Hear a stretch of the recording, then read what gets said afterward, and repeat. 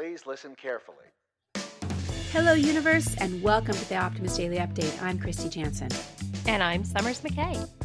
We are part of the team behind the Optimist Daily, making solutions the news by bringing you reader-supported solutions news every day in order to change the tenor of news media, social media, and the direction of your day to help us all get focused on solutions. 7 days a week, we publish positive news stories written by award-winning journalists and delivered online to your inbox and through our social channels. And also, we are sharing these solutions in a commute-worthy, walk-worthy, and home office-worthy podcast. Today is Friday, the 27th of May, 2022. Happy Friday, Kristy. Happy Friday. We are barreling towards summer. Yes. In shock at this because it feels like the year has been flying by. Well, this is the unofficial start of summer, right? It is Memorial Day weekend in the United States, right. And there is a lot of summer barbecues ready to rock and roll. I know that we are excited to sort of have a long weekend with our kids home, and children are all sort of coming from their various schools, et cetera, and it's going to be really exciting to be at home. But it is also, remarkably, one of the biggest travel weekends in the history ever of Earth travel. So post-pandemic, people are post or existing pandemic, whatever it is we say we are these days. At this stage in our grappling with the COVID-19 world we all inhabit. Yeah, like mid-COVID, pre-monkeypox travel is big.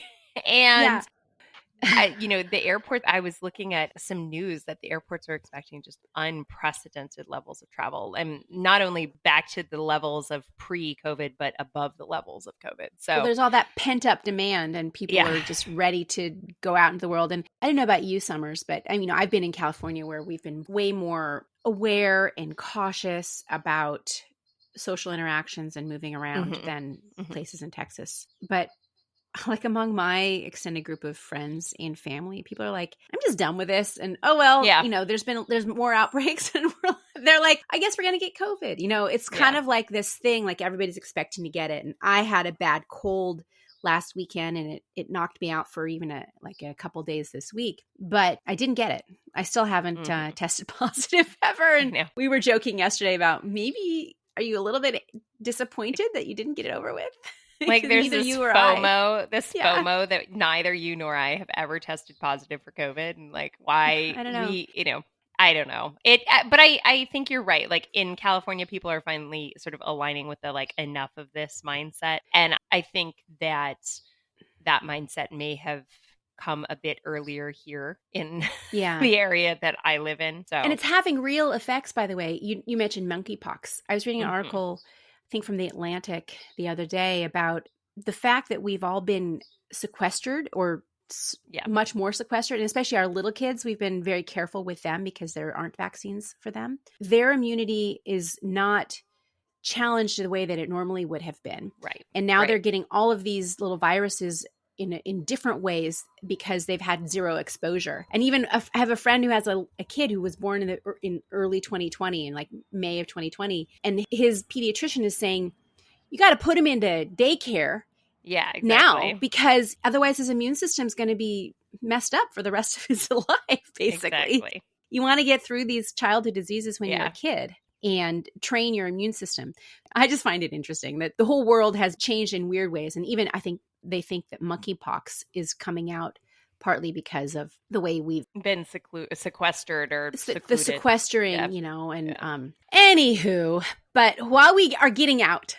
I was going to say, so part of why we did move to Austin, Texas is because my daughter, I needed her in a more communal environment, and having her just at home alone with us I knew that was not good for her health, both mentally and physically. But I'm not sure I want monkeypox. So, but you probably won't get it. Don't worry. It's very unlikely that you'll get that one. Yeah, not rooting for that one. Yeah. You may well get COVID at some point because it doesn't seem like it's going away, and it's as transmissible as measles, apparently. Apparently. Well, okay. So all of that aside, right? Like bundle of positive stuff now, aren't we? bundle of joy. I was trying to somehow like lead us down the road of everyone's traveling, everyone's getting back on the road. Let's talk about transportation stories, which is what we've actually chosen today in the Optimist Daily. Why don't you take us across the Atlantic, Kristy, and tell us what one of our favorite countries is doing to make travel better? Sure.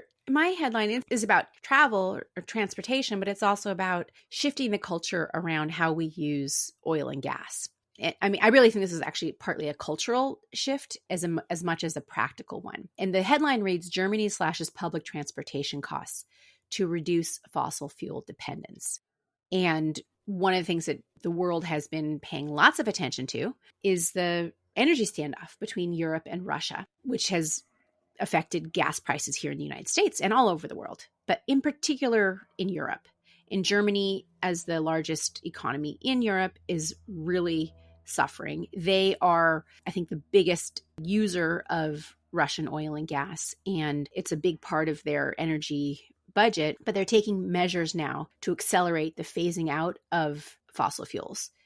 Partly to get off dependence and to break the relationship with Russia, who has not proved to be a fair partner in the process. And so in doing that, they have resolved to make energy cheaper for homes and businesses. They have pushed many more plans in relation to solar panels, putting them on every public building by 2025 to up the amount of solar generation. Now, what Germany has done is it's drastically cut train, tram, and bus costs to make them be about €9 for a month for the entire summer. And this is intended to encourage people to get off of the gas they would use in their personal cars and to rely more heavily on public transportation, which is a huge way that we can change how we move around and how we more efficiently use fossil fuels, even if we don't move to electrified buses, although there's a big push there to move to electrification and other forms of power like hydrogen fuel cells in trains and buses, etc. But yeah, well, anyway, and we talk about like some of these price cuts. Often they're valuable to the consumer, right? Because public transportation is less expensive, but they also create a media-worthy discussion, right? And they create a media-worthy sort of news story about these reduced transportation costs that actually add to the dialogue that people realize, oh, if we take a bus, we're actually having less. So it's both a financial incentive and then also an emotional and community-based solution that, you know, at the end of the day, price point might not have been what dissuaded people from traveling, but the conversation that surrounds the price point is what people will learn from. So, and as an inducement to change behavior, you know, the new price will be available to German commuters starting in the beginning of June. So for the summer months, they'll be able to travel all the public transports for very, very inexpensively, especially in the face of high petrol costs. Yeah. That will establish new habits potentially, and people will figure out it's not harder to get around using public transportation if you've got a robust public transportation sector. Exactly. But you might have to change your schedule a little bit, and you just think about things differently. Similar to how when I moved to having an all-electric car, I had to think about making sure it was charged, which since I just had my very slow charger in my house, I had to plug it in overnight. And if I didn't, then I had to either figure out how to get to a fast charger or take a different car, different mode of transportation. Exactly. But well, anyway, so it's just about changing how you think about things and changing habits and patterns. And it's a cultural shift that may be supported by this intense price reduction because it's a 90% cut from the normal monthly cost of public transportation in Berlin. Yeah. Yep. I don't know what it is for other cities. Anyway, so that's my story about my transportation story. Well, thinking about transportation differently, we all listeners know that I am a big fan of asphalt and pavement and road raveling after my temporary foray into parking lot construction. Right. Early in my postgraduate early career. Yeah. When I was making ends meet and literally measuring parking lots at 4 a.m. to pay rent. But that being said, I did learn an unbelievable amount about the way that concrete and asphalt break down. That's why I really love this story, because it is an innovative solution. The headline reads, "Recycled old tires could make roads last twice as long." Now, the car nerd in me is really excited because tires are like, I love rethinking trash. And then the asphalt nerd in me is really excited because I like things that last. But prolonged sun exposure is one of the main contributors to asphalt actually cracking. So like roads get sunburned, Summers? Roads get sunburned. Roads totally get sunburned. And that's because the heat from the sun dries up the road's moisture content, making it brittle and prone to wear, right? So super sunny place, lots of heat, continued friction from cars using it. A team of scientists have found that adding rubber from old tires to asphalt can help roads last twice as long before developing cracks. Now, Australia's team of researchers at RMIT University has come up with this eco-friendly solution protecting roads from the harsh rays of sun. It involves added crumb rubber from scrap tires to the road recipe, obviously addressing both the environmental impacts of road maintenance and the waste problem of discarded tires. Now, during the study, the team tested 3 different concentrations, 7.5%, 15%, and 22.5%, and they basically figured out that by accelerating the aging processing of the 3 road samples by exposing them to high levels of UV light for a month and a half, the equivalent to what a road would more or less withstand over 12 months. And then they measured and compared the changes in physical and chemical properties of the road samples. Now, what they actually found was that the sample with the highest concentration of crumb rubber showed the highest resistance to wear. That said, going beyond 22.5% might start actually interfering with the road's endurance to mechanical damage, right? Then it might become too soft and would get beat up. Right. Would get you beat want up. to find that magic balance between rubbery and firm.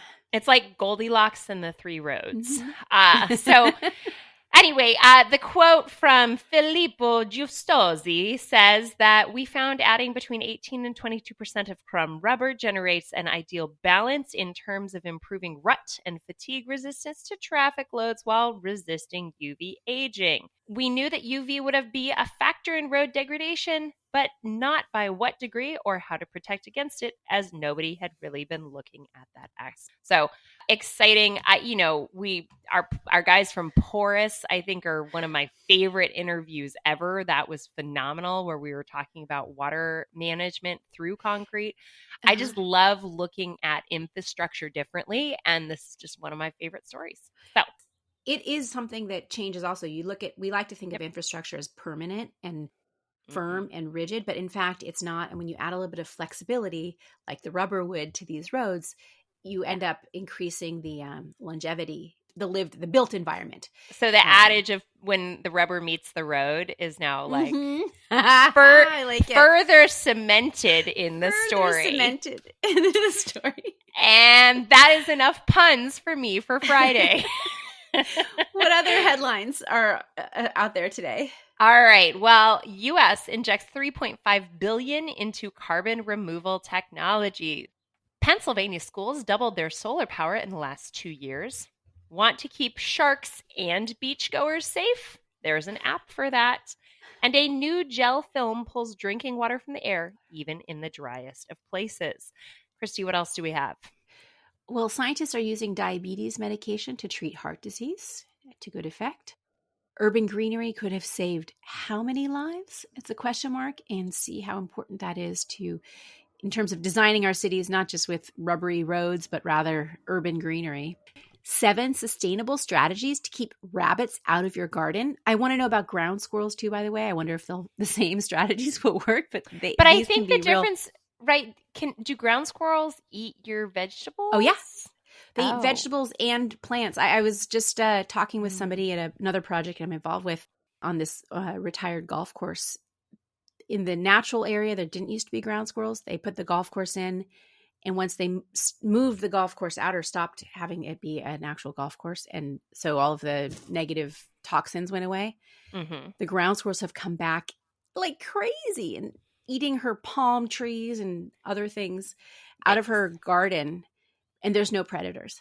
So she's complaining. She's like, and it's going to take time for the natural balance to get reestablished in the outside area. But anyhow. And finally, a story about things to do today to save you from stress tomorrow. All very important, good ideas, good suggestions on theoptimistdaily.com. And that's it for today, Friday, on our Optimist Daily Update. Thank you, everybody, for listening. We promise to keep sharing positive, solution-based stories, talking about these ideas and ways that you can participate in the changing world to help ensure it is changed for the positive. We promise to cover current events with accurate, legitimate sources and offer you the information we all need to chart a new path for all of us.